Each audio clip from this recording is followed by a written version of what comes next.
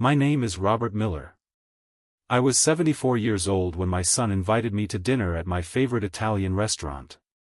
Then asked me not to order anything because someone needed to watch the children while everyone else ate. I smiled. I told him I understood. Then I quietly stood up, picked up my coat, and left. What my family didn't realize was that my leaving that restaurant would become the most important conversation we'd ever have. Sometimes, the cruelest disappointments arrived disguised as invitations. The invitation surprised me. Family dinners had become rare after my wife passed away 6 years earlier. So when my son Michael called and said he'd reserved my favorite Italian restaurant for the entire family, I didn't hesitate.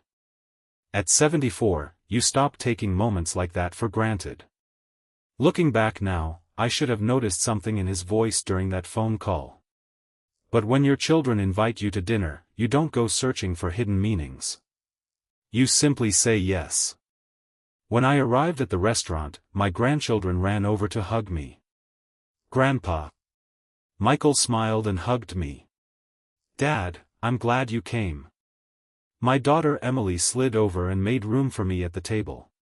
For 15 wonderful minutes, everything felt exactly the way family dinners are supposed to feel.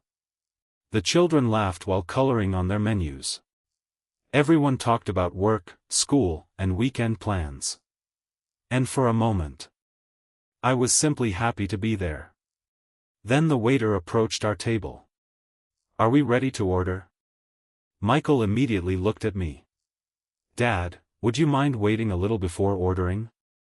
I smiled. "Sure. Why?" He laughed softly. "Well, someone needs to keep an eye on the kids while everyone eats." I chuckled. "Which one of you volunteered?" No one laughed. Michael looked at Sarah and smiled. "Actually, we thought you could." "Me? You're always better with the kids than we are," he said casually. I smiled politely, still waiting for the punchline. It never came. Then Sarah leaned forward. "They always have more fun with Grandpa anyway." Michael nodded. "And you're not really hungry yet, right?" I laughed awkwardly. "I'm sorry. We'll eat first," he explained. "Then when everyone's finished, you can order your dinner." No one objected. No one seemed uncomfortable. It was as if everyone at that table already understood why I'd been invited. Then Michael said something that hurt far more than he realized. "You're retired, Dad. You're the only one here who actually gets to relax most days." He laughed after saying it. Everyone else smiled politely. No one realized how much that sentence revealed. At that moment, I understood something I hadn't realized when I accepted the invitation. I wasn't a guest at that table. I was part of the evening's childcare plan. And what I didn't realize then was that saying nothing would teach my family a lesson that no argument ever could. For a few seconds, I simply sat there. No one at the table seemed uncomfortable. In fact, everyone looked relieved that the childcare problem had been solved so easily. Michael had assumed I would say yes. The truth is, I almost did. For 74 years, I'd been a husband, a father, a grandfather, and a teacher. Saying yes to the people I love had become second nature. Had they asked me to watch the children while they ate because of an emergency, I would have done it without hesitation. If they had simply said, "Dad, we're exhausted and could really use your help tonight," I probably would have volunteered before they finished asking. That wasn't what hurt. What hurt was realizing they'd never intended for me to be a guest at dinner. The invitation had never been about spending time with me. I'd been assigned a role before I ever walked through the restaurant doors.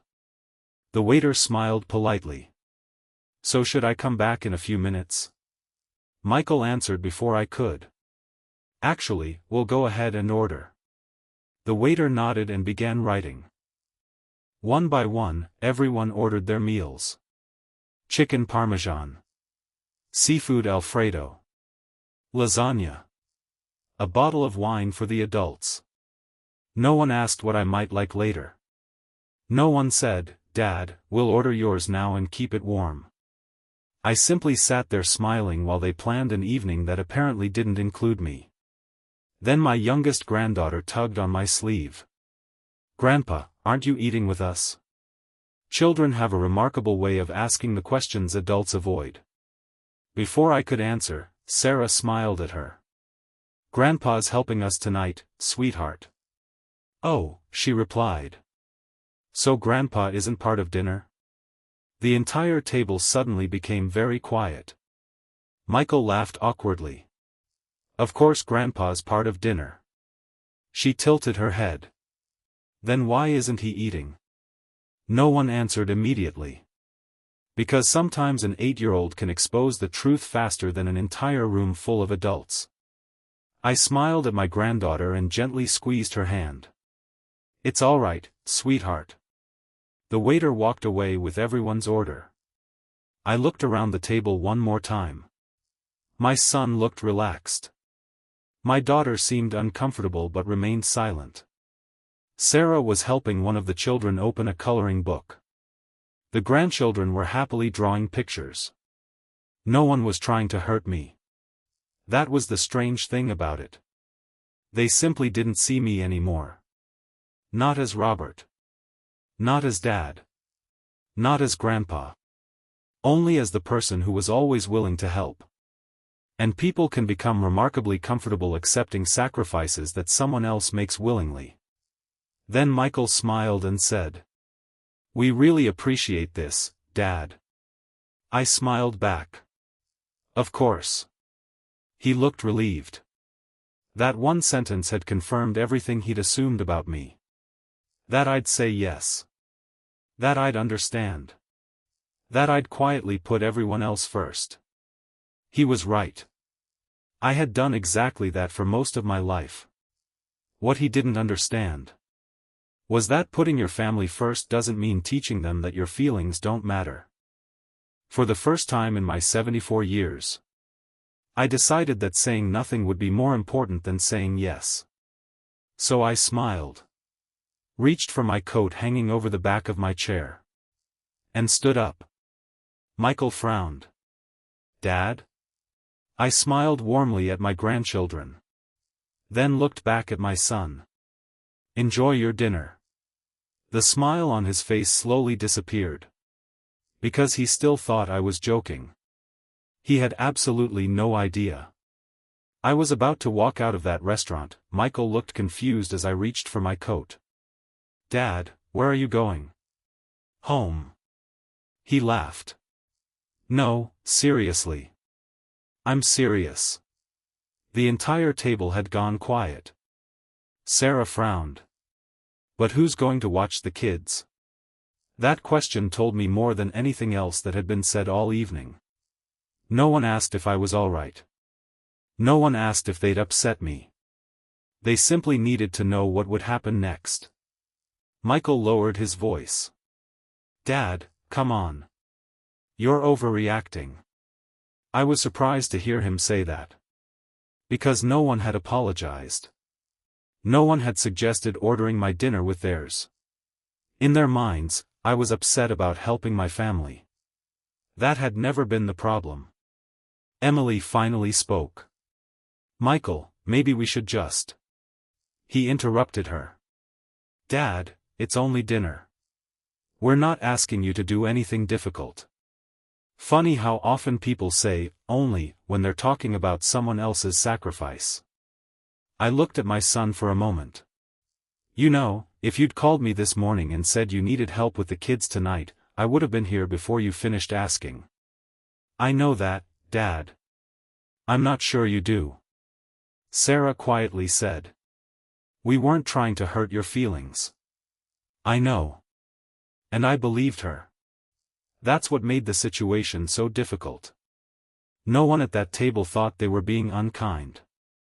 My youngest granddaughter looked up at me. "Grandpa, are you sad?" The entire table became silent. "A little," I admitted with a smile. She frowned. "Did Daddy hurt your feelings?"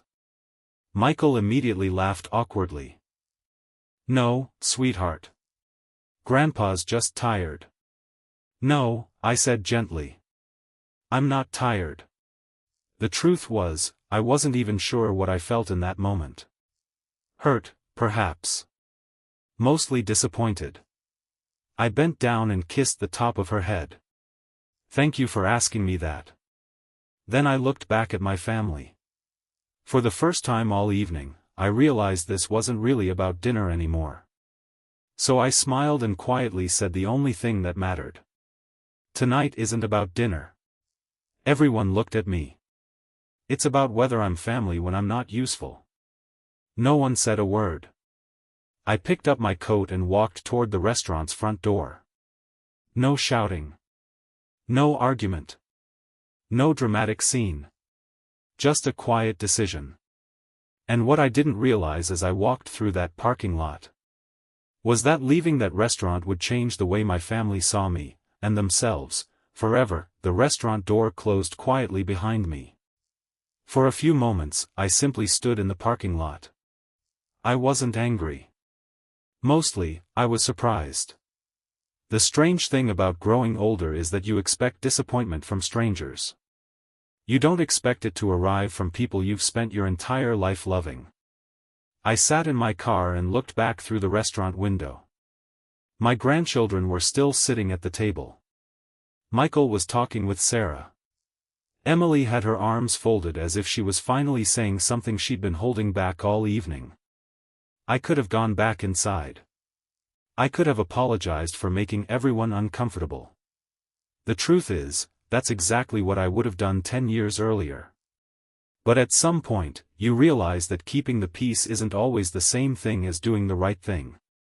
So I started my car and drove home. About 20 minutes later, my phone rang. Michael. I let it ring. 30 seconds later, it rang again. Then Sarah called. Then Michael sent a text message. Dad, where are you?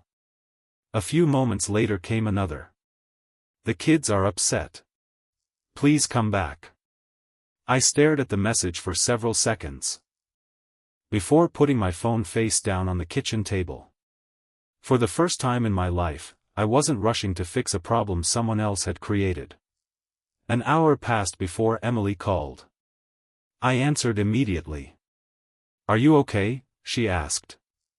Yes. I'm sorry. Those two words caught me completely off guard. You don't owe me an apology. Maybe not, she said quietly. But someone should say it.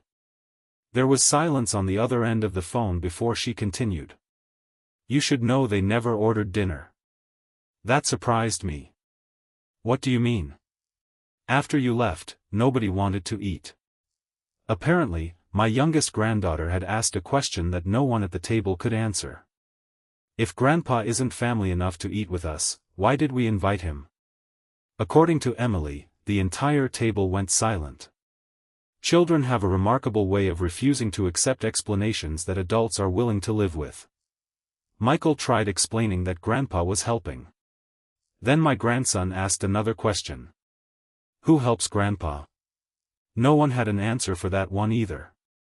Emily laughed softly before continuing. Dad, I don't think I've ever seen Michael look so uncomfortable in his life. Good. The word slipped out before I had time to think about it. We both laughed. Then she became serious again. He's really upset. Because I left? No. Because for the first time, he had to explain his decision out loud. That distinction mattered more than I realized at the time. People can quietly justify almost anything in their own minds. It's much harder to justify it when an 8-year-old asks you to explain it at a restaurant table. Before hanging up, Emily said something that stayed with me. Dad, I think tonight was the first time Michael realized you've been saying yes to us for 40 years. After we ended the call, I sat quietly in my kitchen thinking about everything that had happened. I hadn't walked out of that restaurant to punish my family. I walked out because sometimes saying no is the kindest lesson you can teach the people you love. What I didn't know yet was that my son would show up at my front door the very next morning. And he wouldn't come alone. The next morning, I woke up expecting an ordinary Sunday. I made myself a cup of coffee and sat by the kitchen window, trying not to replay the previous evening in my head. After 74 years, I've learned that disappointment has a way of sounding louder in the quiet moments. Around 9 o'clock, someone knocked on my front door. I assumed it was a neighbor. It wasn't. Standing on my porch were Michael and my 2 grandchildren. No Sarah. No explanations. Just the 3 of them standing there looking far more nervous than I'd ever seen them. My granddaughter immediately ran over and hugged me. "Grandpa, we brought breakfast." She proudly held up a small paper bag from my favorite bakery. I laughed softly. Well, that's already an improvement over last night's dinner. The children giggled. Michael didn't. He looked exhausted. "Dad, can we come in?" "Of course." The children immediately made themselves comfortable in the living room while Michael remained standing in the kitchen. For several awkward moments, neither of us spoke. Finally, he said something I never expected to hear from my son. "I didn't sleep last night." I smiled slightly. "Neither did I." He nodded. "Emily told me she called you." "She did." He looked down at his coffee cup before continuing.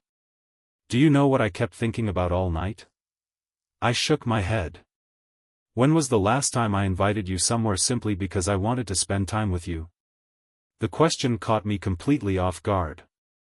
Because the truth was, I didn't know the answer. He continued quietly.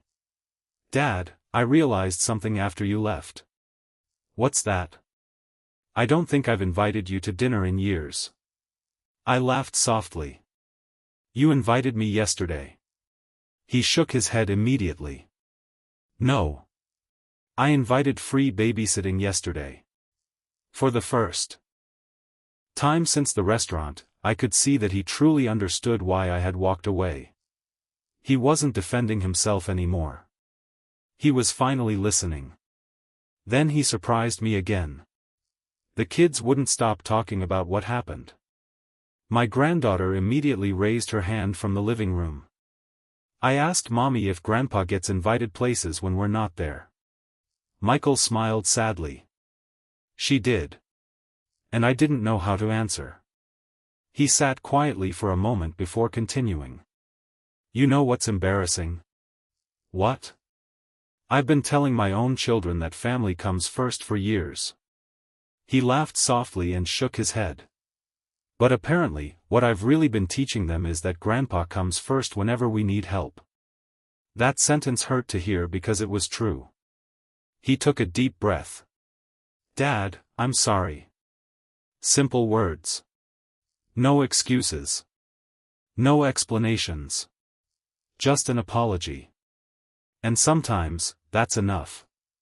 Then my grandson walked into the kitchen carrying a piece of paper. "Grandpa, I made you something." He handed me a child's drawing of our family sitting around a restaurant table. There was something different about his picture. Everyone had a plate in front of them. Including me. He pointed proudly at my plate. "See? You're eating with us this time." I felt my throat tighten as I looked at the drawing. Children have a beautiful way of showing us what fairness looks like. Before leaving that morning, Michael asked me one final question. "Dad, would you have stayed if we'd simply asked for your help?" I smiled. "You know I would've." He nodded slowly. "That's the part that bothers me the most." He paused for a moment before quietly adding, "I've spent so many years depending on your kindness that I forgot it was something you chose to give." As I watched my grandchildren eating pastries at my kitchen table, I realized something. The lesson my family needed wasn't about dinner. It was about gratitude. And what Michael said next told me our biggest family conversation wasn't over yet. "Dad," he said quietly, "there's something else I need to tell you. It's about Mom." And suddenly, This story wasn't only about the restaurant anymore. For a moment, I simply looked at Michael. "It's about Mom?" I asked. He nodded. "I was at Emily's house last night after we left the restaurant. We started talking about you and Mom, and I realized there are things I don't know." That surprised me. After all, Michael was 46 years old. You'd think by that age your children would know almost everything important about your life. The truth is, they don't. Children spend so many years being cared for that they sometimes forget their parents had entire lives before becoming mom and dad. "What don't you know?" I asked. He smiled awkwardly. "Apparently, a lot." The grandchildren were busy eating their pastries in the living room while Michael sat across from me at the kitchen table. "Emily asked me something last night that I couldn't answer." "What was that?" "How many times did Dad give something up for us growing up?" I laughed softly. "That's impossible to count." "No," he said quietly. "That's the problem. I don't think I've ever tried." The conversation that followed wasn't emotional or dramatic. It was simply honest. "Dad," he asked, "how many vacations did you and Mom cancel because of us?" I smiled. "More than I can remember." "Did it bother you?" "Never." "Why?" "Because that's what parents do." He nodded but didn't look satisfied with my answer. "You always say that," he replied. "Parents do this. Parents do that. But nobody ever asks what it cost them." That sentence stayed with me. Because I realized he wasn't asking about sacrifice. He was asking whether I'd ever been seen. Then he asked another question. "When Mom was sick, who took care of you?" The room suddenly became very quiet. "No one needed to," I said with a smile. He shook his head. "That's not what I asked." For perhaps the first time in my life, my son wasn't allowing me to hide behind being the strong one. The truth was uncomfortable. After Eleanor passed away, I became everyone's emergency contact. The grandfather who babysat. The father who fixed things around the house. The retired man who was always available. And because I loved my family, I happily said yes. Eventually, everyone stopped asking whether I wanted to help. They simply assumed I would. Michael looked down at his coffee cup. "You know what I realized last night?" he asked quietly. "What?" "I don't know what you enjoy doing anymore." That question hurt more than anything that had happened at the restaurant. Because I wasn't sure I knew the answer myself. "What do you mean?" He laughed softly. "I know what kind of cookies Emma likes. I know Sarah's favorite restaurant. I know my son's favorite baseball team." He paused before continuing. "But I couldn't tell my own children what their grandfather enjoys doing on a Saturday afternoon." For the first time since the restaurant incident, I felt something I hadn't expected. Sadness. Not because my children didn't love me. Because I realized we'd all become comfortable with the same version of our relationship. I was the helper. The dependable one. The one who asked for nothing. Michael smiled sadly. "You know what's funny? Last night was probably the first time you've ever said no to me." He wasn't wrong. In 46 years of being his father, I couldn't remember ever walking away from something he'd asked me to do. Then he said something that completely changed the direction of our conversation.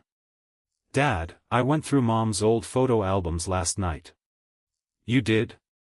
He nodded. "Did you know there are hundreds of pictures where you're holding one of us?" I laughed. "That doesn't surprise me. There are almost none where someone is holding you." I didn't know what to say to that. He smiled softly. "I think we've spent our entire lives leaning on you so comfortably that we forgot you need somewhere to lean sometimes too." The restaurant had never really been about childcare. It had simply exposed something that had been quietly happening for years. And as Michael stood up to leave that morning, he said something that caught me completely off guard. "Dad, next Saturday, I'm taking you to dinner." I smiled. "That's very kind of you." He shook his head. "No grandchildren. No favors. No family obligations. Just me spending time with my father." And for the first time in a very long time, I realized my son wasn't coming to apologize anymore. He was coming back to know me. The week passed more quietly than I expected. Michael called twice, not to ask for anything, but simply to talk. Once about a baseball game he'd watched with his son. Another time just to ask whether I still made Eleanor's homemade chili recipe. Strangely enough, those short conversations meant more to me than he probably realized. For the first time in years, my son was speaking to me as a person instead of a problem solver. The following Saturday, he arrived at my house exactly on time. No grandchildren. No diaper bags. No hidden favors waiting to be revealed. Just my son standing on my front porch. "You ready?" he asked. "Depends," I laughed. "Am I babysitting anyone tonight?" He smiled sheepishly. "I think I've learned my lesson." During the drive, neither of us talked much. Sometimes, the most meaningful conversations happen after people have already apologized. When we arrived, I noticed something immediately. It wasn't my favorite Italian restaurant. "Wrong place," I joked. "No," he said with a smile. "This one's your second favorite." I laughed. "You remembered that?" "Emily had to remind me," he admitted. That made us both laugh. The restaurant wasn't fancy. It didn't need to be. What mattered was that there were only 2 menus on the table. For the first time in years, I wasn't there as grandpa. Or dad. Or free childcare. I was simply Robert. The waiter came over and smiled. "Can I get you gentlemen started with something to drink?" Michael looked at me and smiled. "You order first." Such a small thing. And yet I found myself unexpectedly emotional over something as simple as being asked what I wanted. It's funny what we learn to live without when people slowly stop offering it. Over dinner, Michael asked me questions no one in my family had ever asked before. "What did you want to do after retirement? What was your favorite memory with Mom before we were born? Do you ever get lonely?" The last question caught me completely off guard. I smiled before answering honestly. "Sometimes." "Why didn't you ever tell us?" "Because parents spend their entire lives trying not to become burdens to their children." He nodded slowly. "That's another lesson I don't want my kids learning from me." For the next 2 hours, I told him stories he'd never heard before. About the road trip his mother and I took when we were 23. About the small bookstore I'd always wanted to own. About learning to cook after Eleanor passed away because I refused to live on frozen dinners. He laughed when I admitted I secretly enjoy gardening videos online. "You're telling me Grandpa watches gardening channels on YouTube?" "Only the good ones," I replied. By the end of dinner, I realized something that surprised me. The restaurant incident hadn't damaged our relationship. It had finally forced us to have one. As we walked toward the parking lot, Michael stopped beside his car. "Dad," he said quietly, "can I ask you something?" "Of course." "Did you really forgive me that quickly?" I smiled. "The moment you started trying to understand instead of defend yourself." He looked relieved before asking one final question. "What happens if I forget this lesson someday?" I laughed softly. "Then I'll leave another restaurant." That was the hardest we'd laughed together in years. As we drove home, I realized something that had taken me 74 years to understand. The people who love you can still take you for granted. Not because they love you less, but because they've become so comfortable with your kindness that they stop noticing it. Sometimes, love needs a quiet boundary to remind everyone at the table that you're not there because you're useful. You're there because you belong. And for the first time in a very long time, I finally felt like I had been invited to dinner. People often assume stories like this end with an apology. They don't. Real families aren't changed by one conversation or one dinner. They're changed by what happens afterward. Over the next few months, something unexpected happened. My family started asking questions they had never asked before. Not because I demanded it, but because leaving that restaurant forced all of us to realize something uncomfortable. We had quietly settled into roles that no longer reflected who we really were. Michael stopped calling only when he needed help. Sometimes he'd call simply to ask what I was doing. The first time it happened, I almost laughed. "What are you up to today, Dad?" I looked around my kitchen. "Making chicken soup." "Anything else planned?" "No." "Would you like to?" That question caught me off guard. For years, people had asked whether I was available. Very few had asked whether I wanted something. It's a small difference, but it changes everything. Family dinners changed too. A few weeks after our conversation, Emily started something new. She created what she called Grandpa Rules. Rule number 1 was simple. Nobody at the table is automatically responsible for everyone else. If someone needed help with the children, they asked. They didn't assume. Rule number 2 was even better. The oldest person at the table orders first. My grandchildren took that rule very seriously. Whenever we went out to eat, my youngest granddaughter would proudly announce, "Grandpa goes first." It's the rule. It became one of my favorite family traditions. Something else changed that I never expected. Michael began bringing his children over to my house, not so I could babysit, but so they could spend time with me. There's a difference. Sometimes we'd bake cookies. Sometimes we'd watch old baseball games. Once, my grandson spent an entire afternoon helping me plant tomatoes in the backyard. Halfway through planting them, he asked me a question that made me smile. "Grandpa, what do you do for fun when nobody needs your help?" Children really do ask the best questions. "I think I'm still figuring that out," I told him. The truth was, I had spent so many years being useful that I'd forgotten I was allowed to simply enjoy my own life. That may sound sad. Oddly enough, I found it exciting. At 74 years old, I was still learning something new about myself. Several months after the restaurant incident, Michael called me one evening. "Dad?" "Yes?" "Do you remember what you said before you left?" "I said quite a few things." He laughed. "You asked whether you're family when you're not useful." "I remember." There was a long pause before he continued. "I've thought about that question almost every day since then." "That's a good thing." "You know what I realized?" "What?"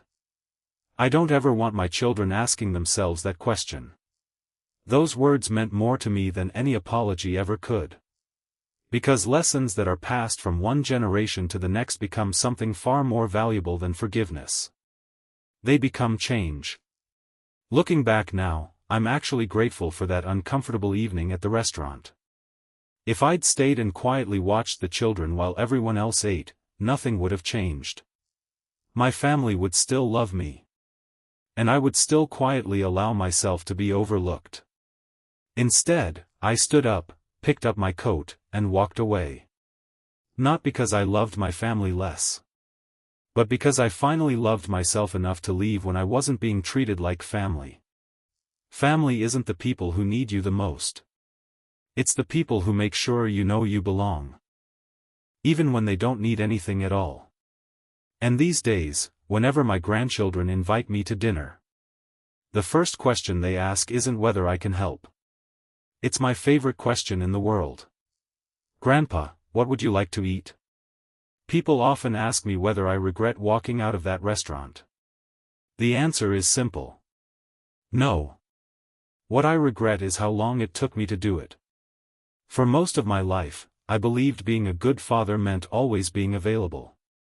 I was proud to be the person my family could depend on. And I still am. The problem was never helping the people I love.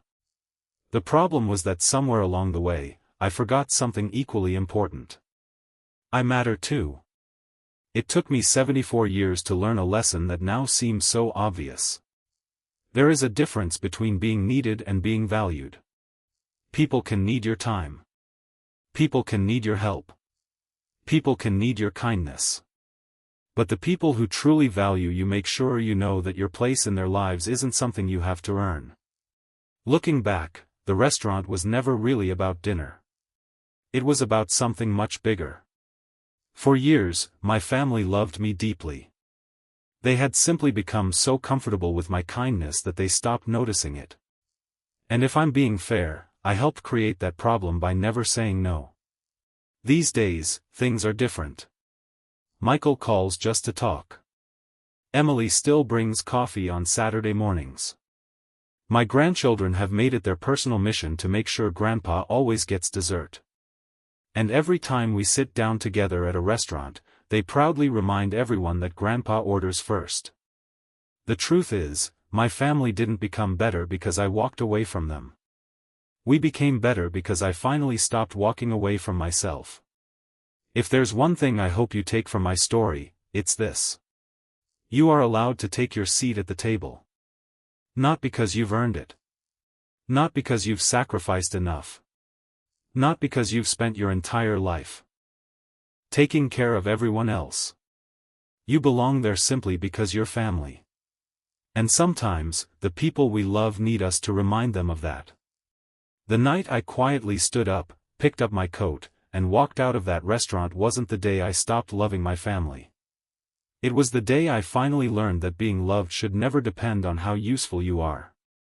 Because after 74 years, I've learned something I wish I'd understood much sooner. There is a difference between being needed and being valued. Fade to black.